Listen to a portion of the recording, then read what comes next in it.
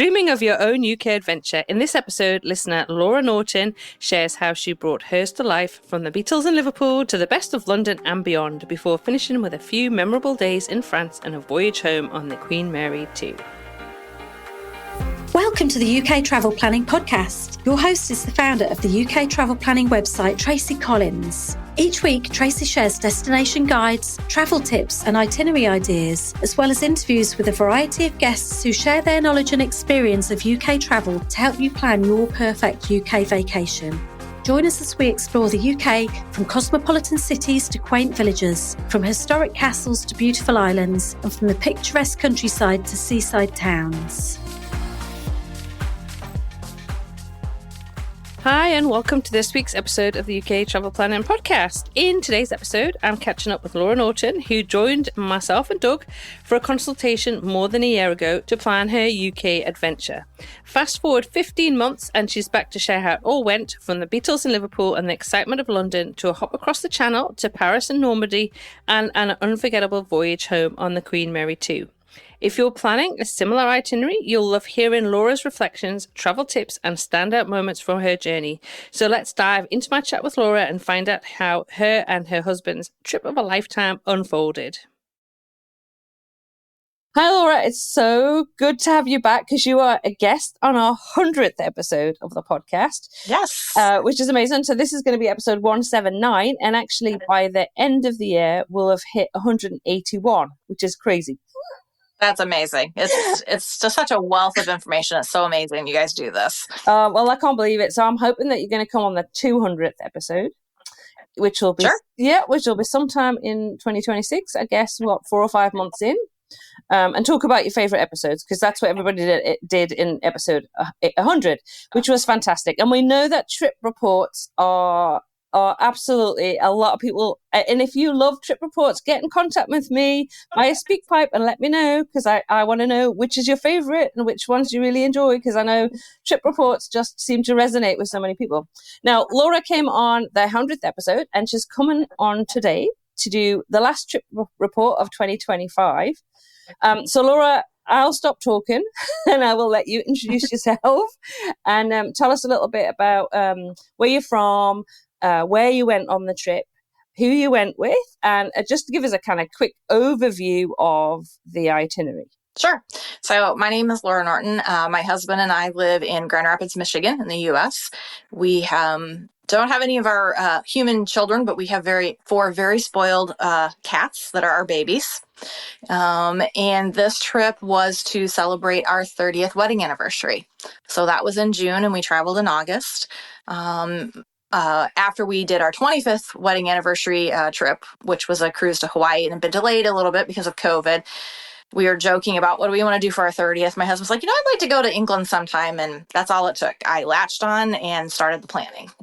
I know, so exciting. So give us a quick overview. Where did you go? Because I know obviously deciding where to go is a huge thing. Yes. So we actually flew into Manchester and then stayed in Liverpool for 2 nights, then went to London. We were in London for a week, then took the Eurostar to Paris. Paris was just kind of a stopover one night just because we didn't want to travel so much in one day.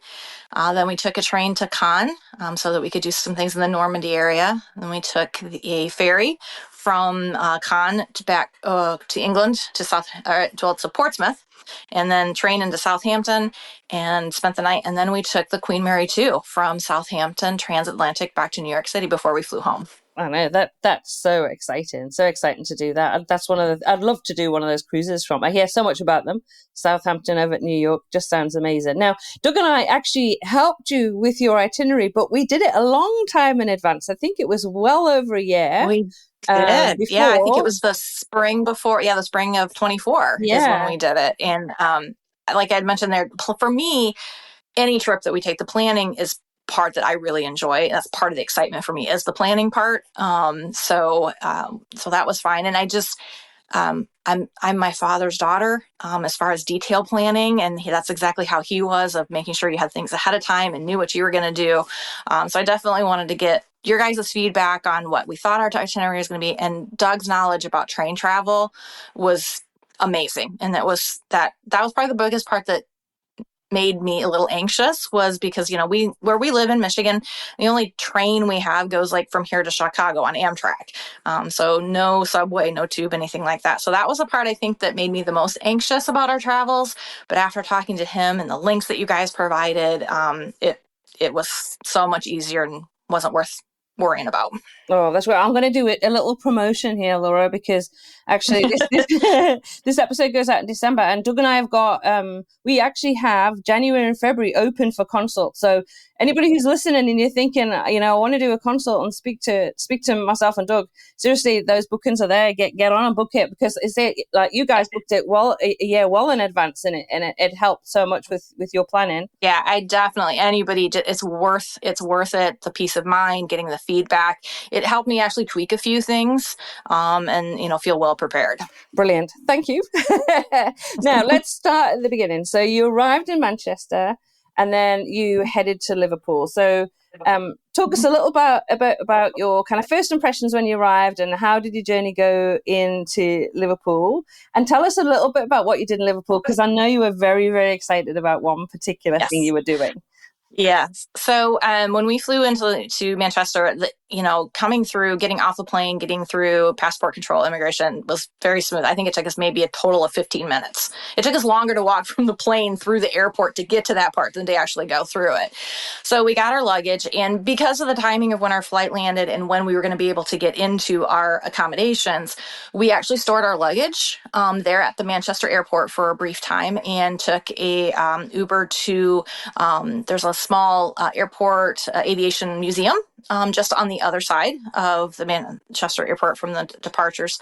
And so we spent some time there watching the planes coming in and out, which my husband was thrilled with. Got to see some of one of the largest planes that flies anywhere in the world now land and take off. So that was pretty cool.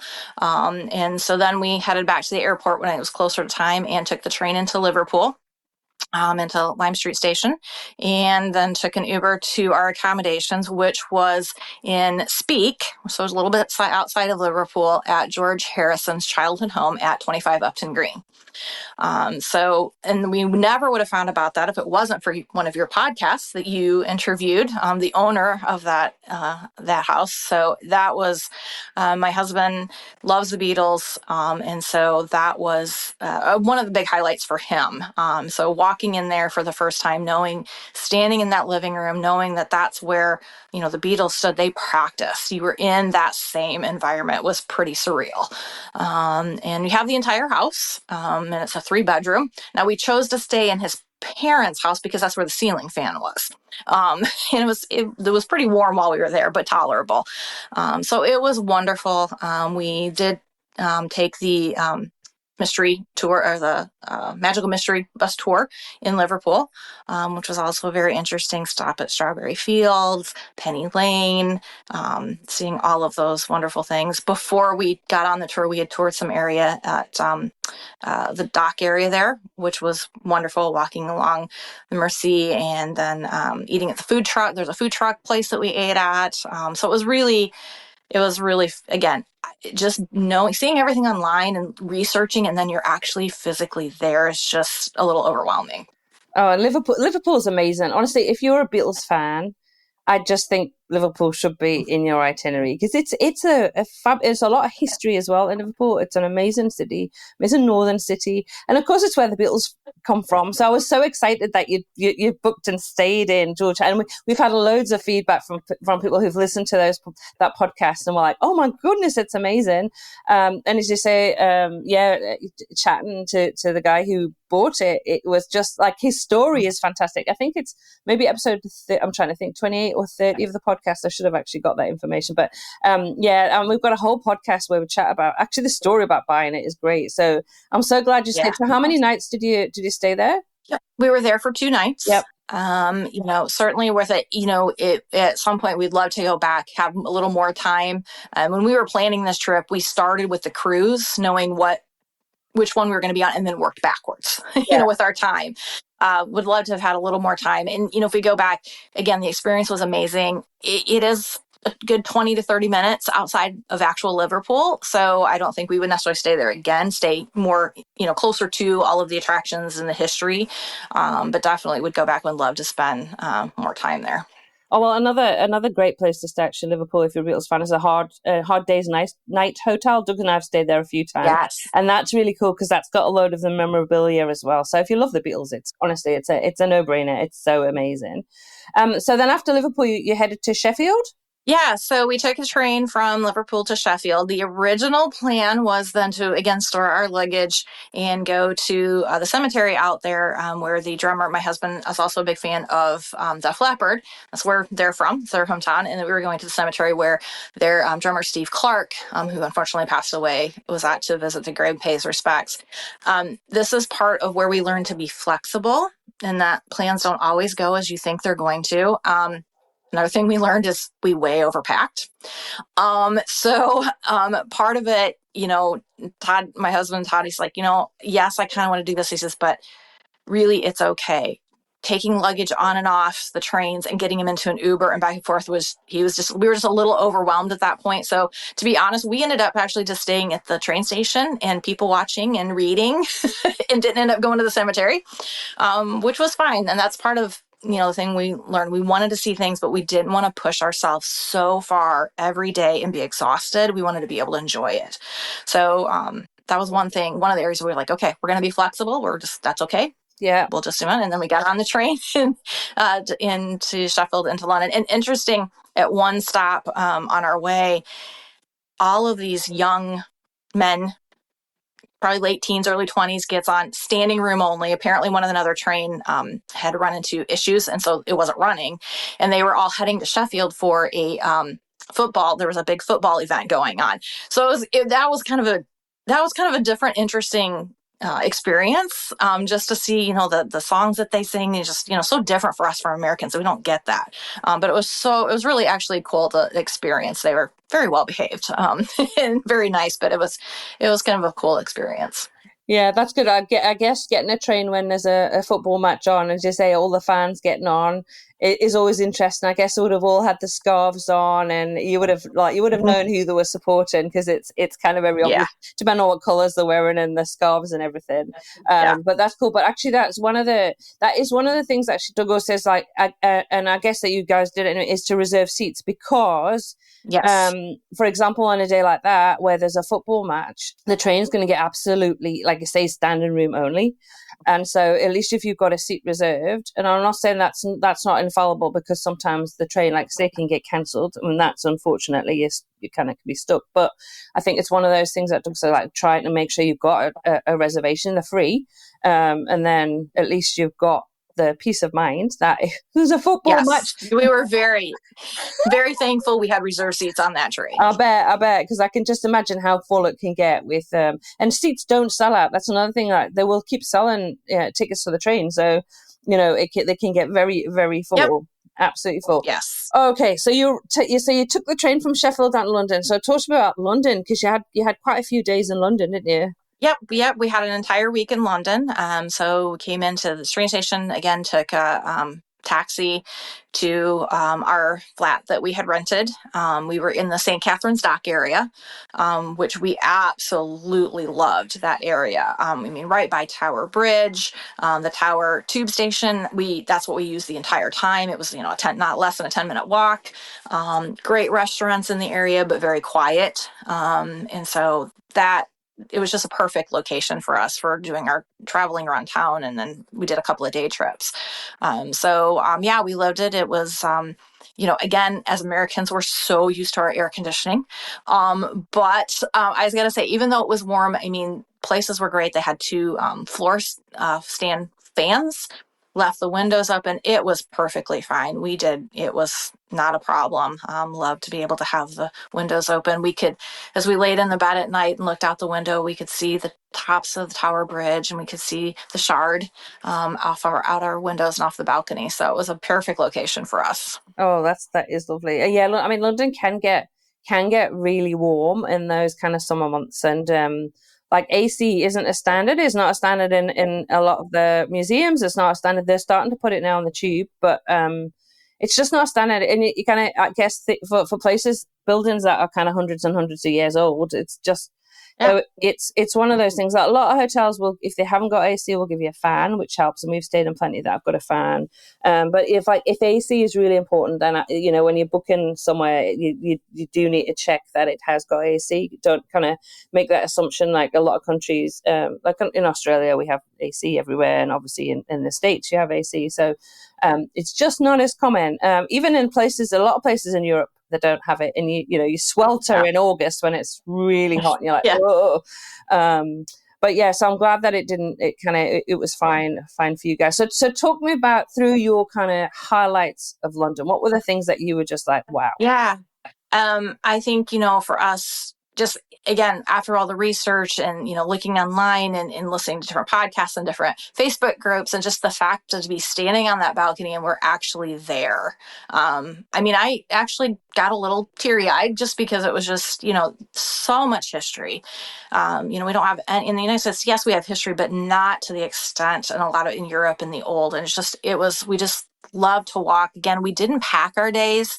Yes, there's so much to see, and yes, we will go back. But we just wanted to be able to enjoy it. So just walking along the Thames and taking in the scenery was just wonderful for us. We did take a couple of day trips from London. One was to the Warner Brothers studio, Harry Potter studio tour, because that was one of two things that was on my list that we had to do for me. And then the other day trip we did is we took a train to Diss and went to Thorpe Abbotts. My husband is a history major, and World War II is his area of interest. So we had watched the Masters of the Air series about the Bloody 100th before we went. Yeah. And again, just that standing on that hallowed ground, and so much was there. It was very moving, very, it was a great experience. The other thing that we did in London that was, another thing on my checklist I had to do is I'm a nurse, been a nurse for 30 years. And so going to the Florence Nightingale Museum. Oh, yes. Actually, that was very moving for me. It is really good. And it's somewhere I only just recently went last year. I did a London pass thing for 3 days, and I thought I'm going to go and see some of the stuff that I haven't seen before, some of the museums that are included, and the Florence Nightingale Museum was included in that. So I actually went with a friend of mine who's a retired midwife, and she also absolutely loved it. It was really, really interesting. And there's a bit where you can actually listen to Florence Nightingale's voice. Yes. I loved that. I thought, because, we look at the photos and especially when it seems so far away in the past when you hear about it, but actually being able to, hear the person's voice, it was like, oh, wow. It brings it back to life and real. It was great. Yeah, they had an area too where you could make a rubbing of her signature, and so I have that, and it's actually hanging in my office at my doctor's office that I'm a manager. I have it hanging in my office. Oh, that's so cool! As a momentum. So yeah. Oh, well, so any nurses listening, if you're a nurse and you head to London, seriously, Florence Nightingale Museum really should be included in your itinerary. Definitely worth it. Did you go to any of the big hitters? Because obviously in Tower of London, Westminster Abbey, did you fit in those? Yeah, we did. So we did, we walked. We didn't get in to do a tour of Westminster Abbey, but we did walk around, Big Ben, Elizabeth Tower, Parliament. We did do a tour of the HMS Belfast. We did that. Again, the history things. Buckingham Palace. All the kind of the big highlight touristy type things. Yeah. So it was, it was wonderful. So it was great. We're definitely going back. Would love to just spend another, week to 10 days just in London. There's so much to see, and would like to do, some other day trips, Cotswolds, that was another one on my list, just not enough time in one trip. Yeah, and the thing is that sometimes you can kind of pack stuff in and you think, and even, I'm also sometimes guilty of this because I get so excited. And like even last year I was in London for 5 or 6 weeks, and I was like, I had a long list of I'm going to do all these things, and actually what you forget is that you get a bit tired and fatigued, and then it's like, actually no, I'm not going to manage to do another 30,000 steps for another every day for another week because it's just too much. So I think pacing yourself and kind of picking those kind of must-do things that you really, really, really want to do, and then kind of working it around that. Like you managed to do, you did your day trip and you did Harry Potter. Again, you booked Harry Potter well in advance, because that Warner Brothers trip, that gets booked up so quickly. Yes, actually, I think it was someone posted on your Facebook page, hey, everybody, they've opened up for 2025 that day, and I was on it. Yeah, you absolutely need to book, because we hear so often people go, oh no, it's booked up. I'm like, yeah, you need to book. We actually have got a page on the London Travel Planning website, which just kind of gives you an idea of when to book things, how far in advance. Because there's nothing worse than the one or two things that you really want to do, and you go on and they're booked up. It's like, no. So tell me a little bit about, did you, the going to Paris was, you said it was kind of just it was a stop off because you were going to go and do the World War II tour. So how did you go about kind of planning that trip over to Paris from London? I know you took the Eurostar. So how did all that work? Yeah, we neither one of us like to get up early. And I do it every day for work, so I don't like to do that on vacation. So we did, I think it was the 9:30 train out of St. Pancras and on the Eurostar. And actually that process, getting through passport and security wasn't bad. It does get very, very crowded in the waiting area. That was interesting. But then once we got on the train, we did... and I'm kind of losing track. I can't remember, whatever the middle of the road seats are. So we had a light lunch that was provided, and very comfortable. That was great. When we got to the station, then we took a Uber or a taxi, which then we got maybe a block and a half away from the train station, and something was wrong with his meter. It wasn't working. So he actually flagged another taxi driver who happened to be right near, who's his friend, flagged him over. We grabbed stuff out of the trunk and put it in the other taxi. And of course, my mind's like, I think this is legit. I don't think we're getting ripped off. I think this is okay, but it was fine. We got to the hotel. We stayed in a small hotel right by the St. Lazare train station, because that's where we knew we were going out of the next morning to go to Cannes. So we wanted to stay close to that. So it wasn't the closest to a lot of the attractions, but again, we weren't there less than 24 hours, so that was okay. But we could see the Eiffel Tower from our balcony, which was nice. So we got to see it light up at night and see it sparkle. Oh, lovely. We did a little bit of a walk that afternoon, and went to see Moulin Rouge, and then we walked past the Paris Opera House, and then just kind of relaxed in the room because we knew we were going to be up a little bit early the next morning to get the train to Cannes. So yeah, and then the Eurostar was no problem. The train to Cannes was a little trickier. Again, thankfully we had reserved seats, but the first section of it, didn't realize it was a double-decker train. And our seats ended up being in the top. And by the time we got on, most of the luggage storage was already taken. The air conditioning wasn't working very well. So that was probably out of all of the trains, there was a little glitchies there. Yeah. And then when we got to the station we had to do a transfer, we had about 10 minutes. No escalators, carrying all of our luggage, but we made it. There were other people that were in the same boat with us.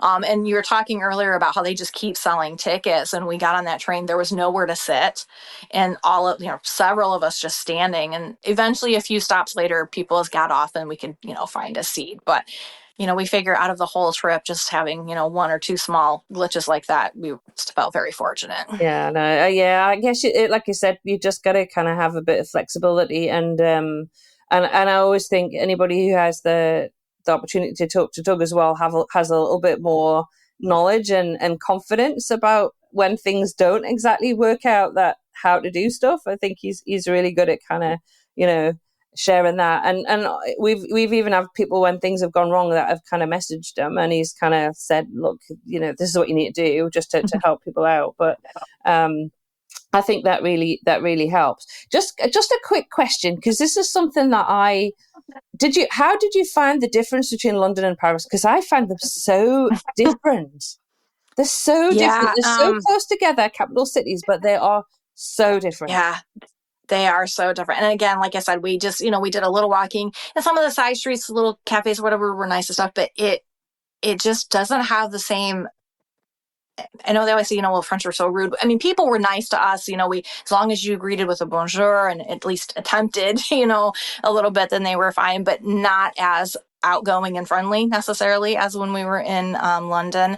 And my husband and I were talking, and it's like, yeah, we'd go back to London or any place in the UK in a heartbeat. I don't know that we would go back to Paris.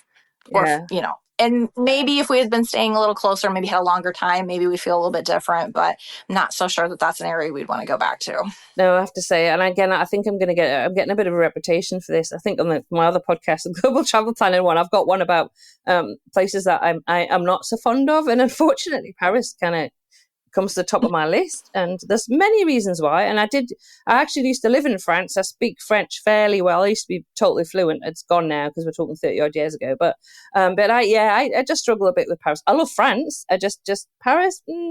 I don't know. I think I always say to people, don't build Paris up too much in your head, because I think you may be disappointed. You may not. Again, I might have people listen going, "Oh, I loved it," and which is fine. We're all different. We all love different things. So you did a World War II tour before you then. We did. Yeah. How did that go? Yeah, that was great. We again chose our accommodation. We did VRBO close to the train station in Cannes, partly because then we needed to get to that ferry, so we didn't want to stay in Bayeux. I know a lot of people stay in Bayeux because that's where all the tours go out of, but we stayed in Cannes, and then it was just a short, I think like 15-20 minute train ride from Cannes to Bayeux, where we then met, and we went with Overlord Tours was the agency we used. There were, I think, like 14 of us in a small minivan with the guide. And it was a long day. It was a full, I think, 8.5 hours, but it was wonderful. It was amazing. I think, again, my husband being the World War II, his area that he loves, just all of it was just taking it all in and so interesting, and going into some of the bunkers. I think for me, standing on Omaha Beach, where the Americans landed. I mean, now granted, you're standing there as people laying on the sand sunbathing, a little bit different environment than obviously at that time, but just that history overwhelming, washing over you of this is where it happened. This is where it was. It was, it was wonderful. I'm glad we kind of changed our itinerary a bit and expanded instead of spending as much time in London and taking that extra side trip. I feel it was really worth it. Yeah, I think that's really good. And I think just the opportunity, like you say, for your husband, he loves that history, and you have the opportunity when you're there to actually go and, stand in the footsteps of where those people were and have that experience. And so, it just brings it back to you. I think it just makes it a bit more real when you have the opportunity to do that.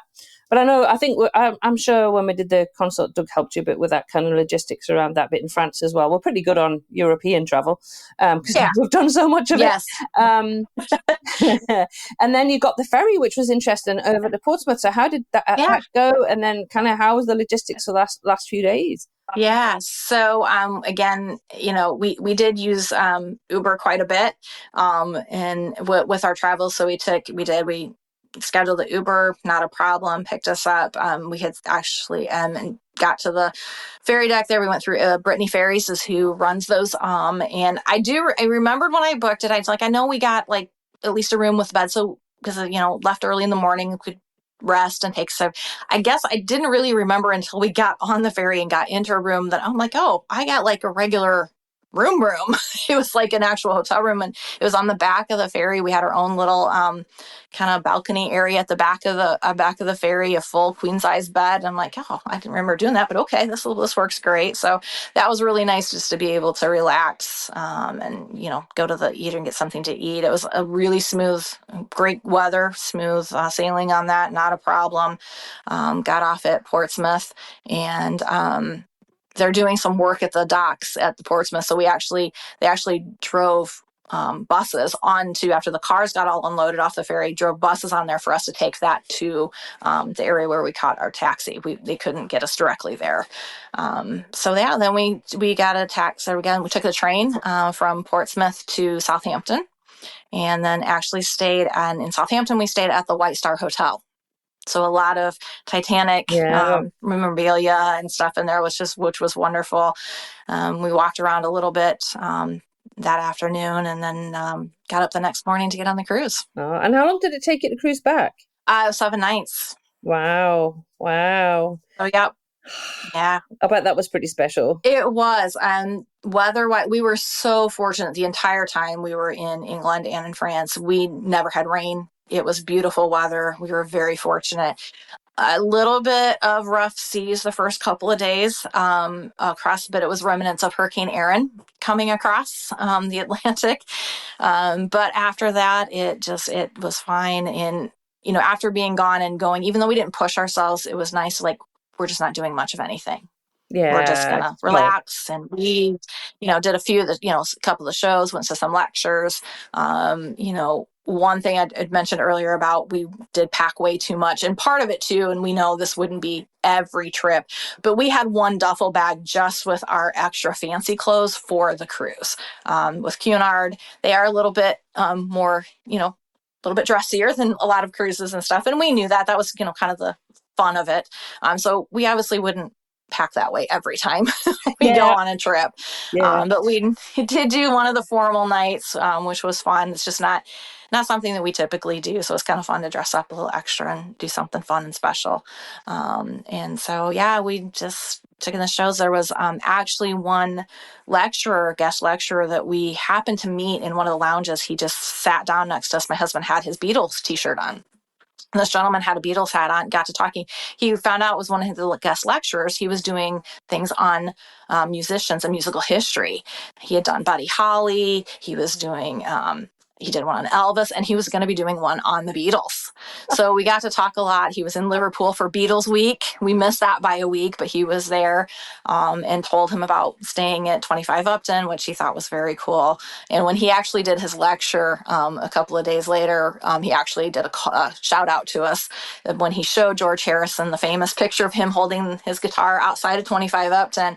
And he's like, yeah, those were my friends, Todd and Laura stayed, lucky them. So that was kind of a extra little cool bonus. Oh, that's really cool. I love that.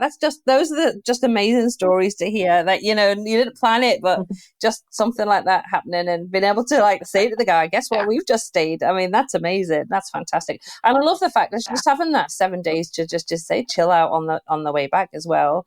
And I knew when you mentioned about having too much luggage on the train that it was because I know when people go on cruises, there's a kind of you've got to do the dressy up thing. And and I've actually got a friend that's just done the same thing. She was over there, I think she was 8 weeks, and they had a few cruises and she was taking trains all around Italy and France. And I was like, oh, Natalie, the luggage. And she said, but we've doing all these cruises. I have to look nice. So I know it can be a bit of a bit of a stress with the luggage.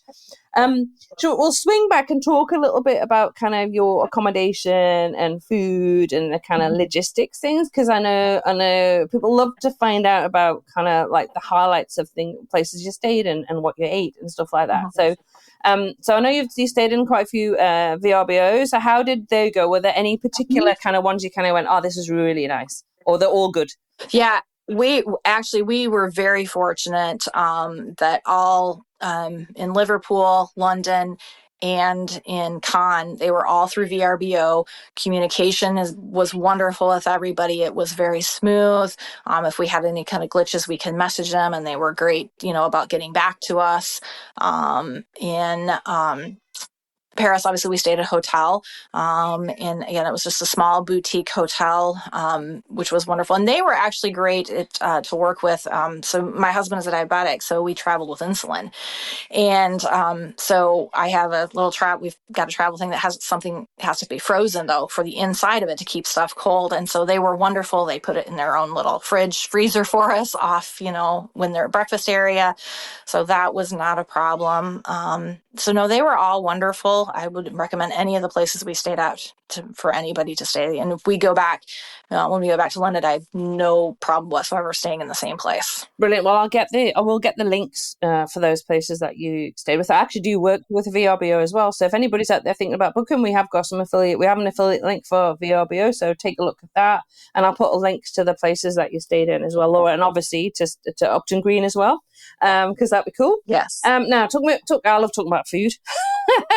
Food and drink. So tell me, was there any kind of standing out highlights of things that you ate that you went, oh, wow? Yeah, my husband has totally been now addicted to sticky toffee pudding. That was his absolute favorite thing that he got in. And obviously we cannot find that since we've gotten home. But that we did, traditional fish and chips a couple of different times. Where we stayed in St Katharine's Docks, there's a restaurant, the Dickens Inn, that was right across the way there from us. And we ate there a couple of times. Great atmosphere, wonderful food. So yeah, I think those are probably the ones that really stick out to us. And in France, it probably we just weren't there, I don't think, enough. Actually, when we stayed in Cannes, we actually went to a local small grocery store and brought stuff and cooked in the VRBO, because by that time I think we were kind of done with eating out. Oh, but it's always loved. It's like it's always. So just take that bit out, right? It's always really good fun just to go and check out the supermarkets anyway. And I mean, French supermarkets. You have to drag me out because I used to live in France, so just looking at the fresh produce and the cheese. Oh my goodness, like cheese heaven. Yeah. So that's good, and I love the fact that you mentioned sticky toffee pudding, because that comes up so often. It seems to be such a favourite with everybody. It really does. So that swinging back, I guess, the logistics. So obviously Doug helped a lot with the train stuff. So you found the train stuff pretty smooth, pretty good? Yeah, it really wasn't that bad. And if you had questions, everybody was so nice about, I'm pretty sure, hey, I think this is where we need to go out of. This is where this is where you go. Do I scan things with my phone, or, do we wait till we get on the train and they check it? That was fine. Again, I mentioned, we didn't have a lot of exposure to subway. We've been in New York City once, so, use the subway there, but the tube system was, don't be afraid of it. Don't get all anxious about it. It is so easy to use. And once again, if you have questions, ask a couple times. And one time it's like, nope, this isn't the station you need the next one. And, was great. So, and we just used our smartphones and did tap for paying. And it worked great. It's very easy. And Doug's actually just been over, because when I know when he's actually there at the moment when we're recording this podcast. But by the time this podcast comes out, just before Christmas, so he'll have been back, and he'll be making lots of YouTube videos to show a lot of this as well. And he's doing a lot. He's actually doing a lot at the moment of kind of London to Canterbury, or London, Oxford, London to Windsor. And he's doing all that to kind of show, just so you can get that, so you kind of can visualize it. And also kind of how to use the tube and stuff like that, because it is actually really easy. But we also know that if you're not used to that system and getting trains, it can feel a bit scary, because you don't know what you don't do, and that's the scary thing, isn't it? So overall, logistically, everything, you kind of paced it well. There was nothing you would kind of go back and change it. Never. Well. Didn't miss a train or any. Yeah, we were very fortunate, and it was great. So is it really well-planned trip? I know you planned it a long way out. You really knew what you were doing, and you had the consult and everything. Was there a part of the trip that just exceeded your expectations of what you had? And I know you loved it all, but yeah, I mean, actually, before we were to that, I was going through the questions with my husband. I'm like, I'm kind of struggling with this. And then all of a sudden it kind of dawned on both of us, not something that exceeded as far as what we had planned. However, there was one particular medication that I grabbed the partial filled bottle and not a full bottle of one of my husband's medications. And so he was going to be short. And so I'm Googling, what are our options? And, it's a fairly common medication. It's not like it wasn't a controlled substance or, anything like that. And, so sometimes local, GPs might be able to help you out. And the flat we were staying at in London, there was a GP office in that building. So we actually went down there. I explained the situation. He's like, oh yeah, 2 blocks over, there's this pharmacy. They have a prescribing pharmacist there. Went over, explained the situation, showed the original prescription bottle. He said, no problem, have a seat. And within 15 minutes, we had a 28-day supply and paid £35. That's amazing. That's so good. It was, yeah.